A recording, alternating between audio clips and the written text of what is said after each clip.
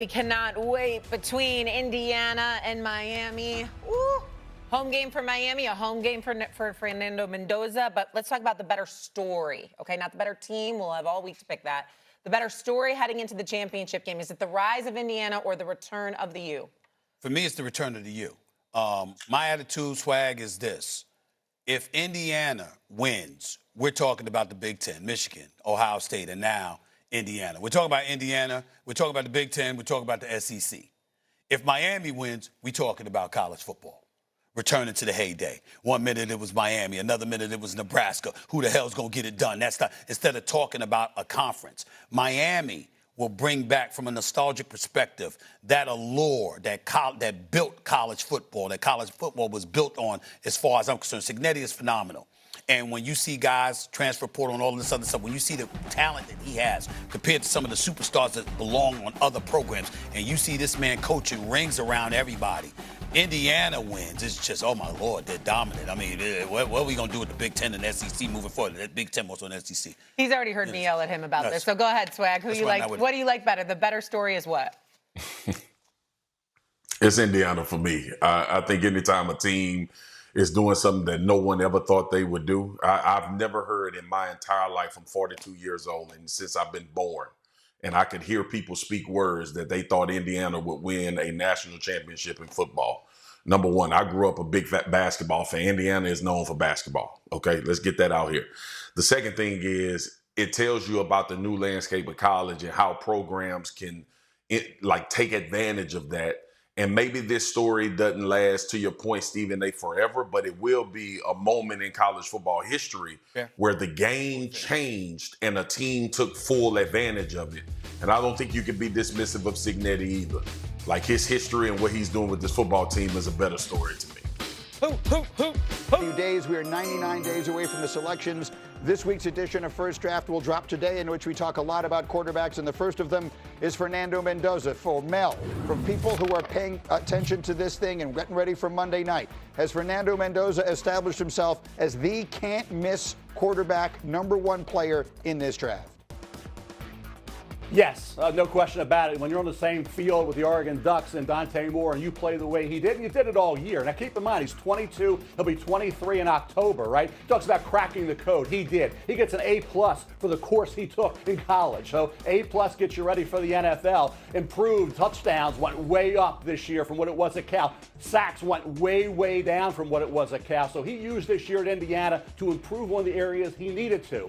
Dante Moore, as well, needs to improve in areas by going back to Oregon. So for Fernando Mendoza, that extra year, going from Cal to Indiana, improved his stock and improved his performance immensely. Okay, and then he will be facing off against Carson Beck Monday night in the national championship game, who once upon a time we were talking about as a very high first-round draft pick, and then he was all but forgotten, and now he's on this great run here. What could a big night against an Indiana defense that has been stifling, what could a big night Monday night mean for him?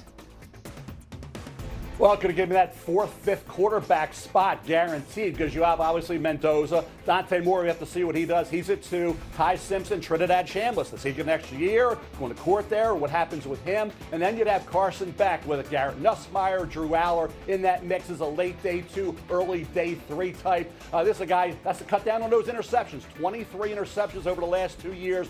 But this past season, this year, and the best year overall when you look back at Georgia and what he was this season. Best year overall for Carson Beck.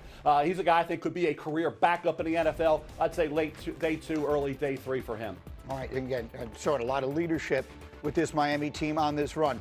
You touched on Dante Moore, but only briefly. He obviously had a very tough night against Indiana. For people who don't follow this stuff closely, he will still only be 20 years old when the draft is held at the end of April. He has plenty of college eligibility if he chooses to go back. What do you think he should do, Mel, and what do the people that you talk to think he will do?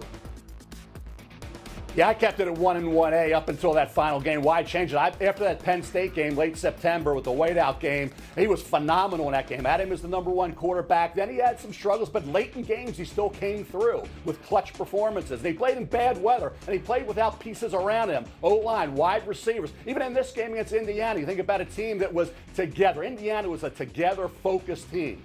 Oregon dealt with distractions. They had guys in the portal. They had guys banged up. There was a weather and injuries all year for Dante. Dante, 20 years old, only 20 starts. That's not enough. He said it after the game. Some things I need to work on. I need more reps. Dante said it. You get those reps back at Oregon, not in the National Football League. You got to get an A+ in college to go into the NFL. That last game, certainly the overall year was good, not great. Dante Moore next year could be phenomenal. Yeah, we'll see what decision he winds up making. And then Ty Simpson is the last one. He has made his decision. He's coming out into this year's draft. I know you had said all year long you thought another year at college might benefit him, but that's not what he's doing.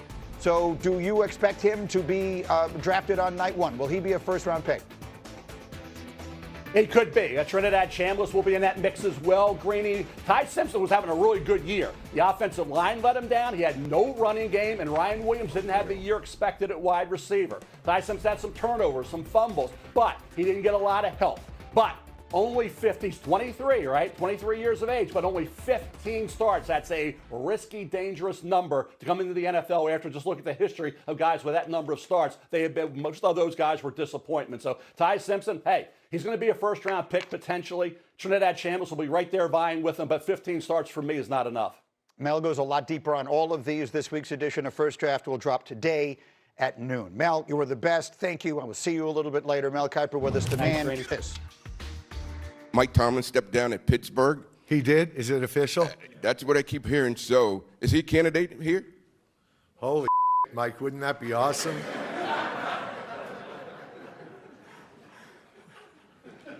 Only if John takes the Pittsburgh job. You said it. He was delightfully, refreshingly, just kind of open and watching honest Dean and fun. Martin at one of those roasts. He was just like, I'm a dated reference, but okay. That's it. But like, I'm with you. He's the man. I got it. I may be the only one who got it. We got it. You've we lost talked everybody Bobby else. Darren before the show. Exactly. We're good. Exactly. You kind of lost. You know who? I know who I guarantee you got that reference. Mel Kiper. Mel, there's no question, was a Dean Martin fan, the man who invented the draft. Mel Kiper is with us here. Mel, before we get to anything else, because obviously we are 99 days from the draft, and I have questions about that for you. But in the last 2 days, we have seen John Harbaugh out in Baltimore, and now Mike Tomlin out in Pittsburgh. What's your reaction? Eerily similar. Think about Mike Tomlin, 12 years of 10 or more wins and won a Super Bowl in year 2. John Harbaugh, 11 years of 10 or more wins, wins a Super Bowl in year 5. Difference is, John Harbaugh's Ravens were considered back in August, and Peter and Jeff and Kimberly and Nick can talk about this. They were considered Super Bowl or bust. They had a Super Bowl caliber roster. Nobody was saying that about the Pittsburgh Steelers, that they beat out the Ravens, end up in the playoffs, and haven't won enough playoff games. Same thing with John Harbaugh, playoff struggle. So again, eerily similar how it ended up for Mike Tomlin and John Harbaugh. For Mike Tomlin, hey, take some time to re-energize. I think both are going to be re-energized. Where they go, where John Harbaugh goes to coach, re-energize. Same thing for Mike Tomlin, goes into TV like Sean Payton and comes back to coaching, whatever, or stays in TV like Bill Cowher did. Mike Tomlin is a Hall of Fame coach. Appreciate his greatness for taking a team that overachieved. When a team overachieves, guys, why do you blame the coach? I never understood that concept. No, I've been saying that for a while. Finally, someone who sees it the same way. Can we put up D12? I just want to give everyone an idea here. So Mike Tomlin was hired on January 22nd of 2007. That's 6,932 days ago. The first iPhone was 6 months away from being released. Aaron Rodgers had yet to make his first NFL start. LeBron James had never been to the NBA Finals. Fernando Mendoza was just 3 years old. And Mel Kiper Jr. looked like this. Can we show you Mel? Yeah. In 2007. That is Mel in the 07 draft. Oh, the same? The great Literally Chris Mortensen. hasn't aged. Look at the great Chris Mortensen. Who we got on the set up there? Jaws. Jaws and Keyshawn up there. So, Mel, it's been an awful long time.